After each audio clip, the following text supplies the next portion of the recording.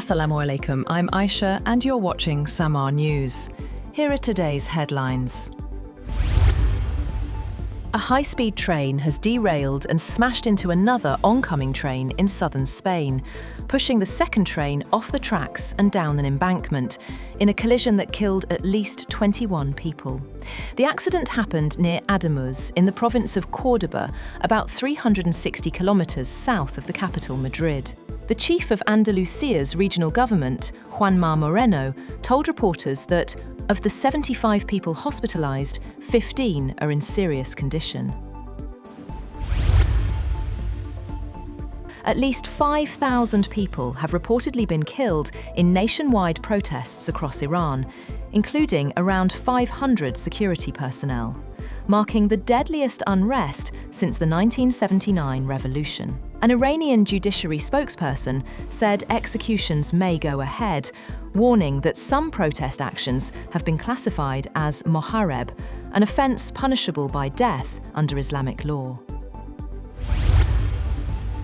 Iran's President Masoud Pezeshkian has warned that any attack on Supreme Leader Ayatollah Ali Khamenei would trigger an all-out war, as tensions rise amid deadly nationwide protests. In a social media post, Pezeshkian blamed US-led sanctions for worsening economic hardship.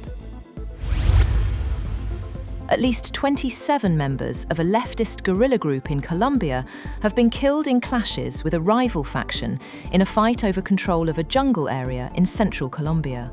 Military authorities said clashes occurred in the rural area of the municipality of El Retorno in the department of Guaviare. The clashes took place between a faction of the Revolutionary Armed Forces of Colombia, led by Nestor Gregorio Vera, known by his war name Ivan Mordisco, and another led by Alexander Diaz Mendoza, alias Calarca Cordoba. European Union ambassadors have reached broad agreement to intensify efforts to dissuade US President Donald Trump from imposing tariffs on European allies, while also preparing retaliatory measures should the duties go ahead. EU leaders are set to discuss options at an emergency summit in Brussels on Thursday. One option is a package of tariffs on 93 billion euros of US imports. The other is the so far never used anti-coercion instrument that could limit access to public tenders, investments, or banking activity, or restrict trade in services.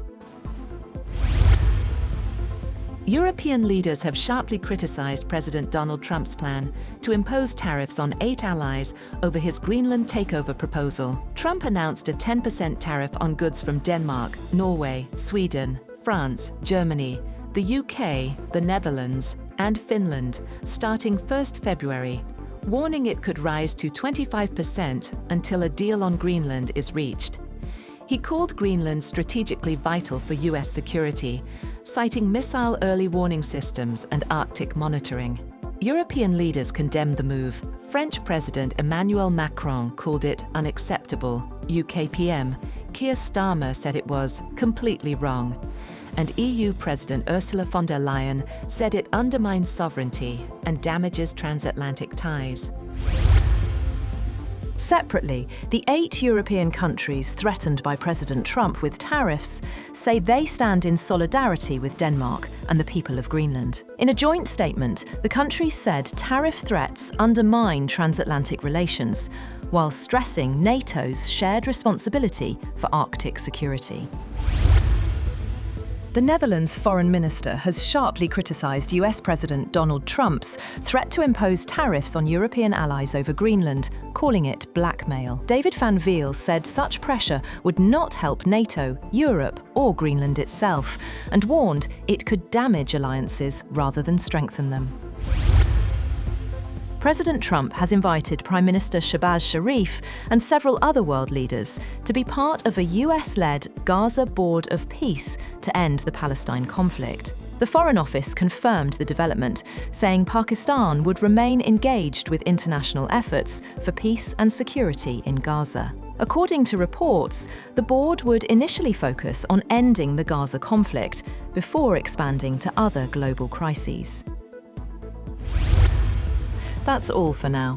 For more updates, visit www.samaa.tv. Thank you for watching Samaa News.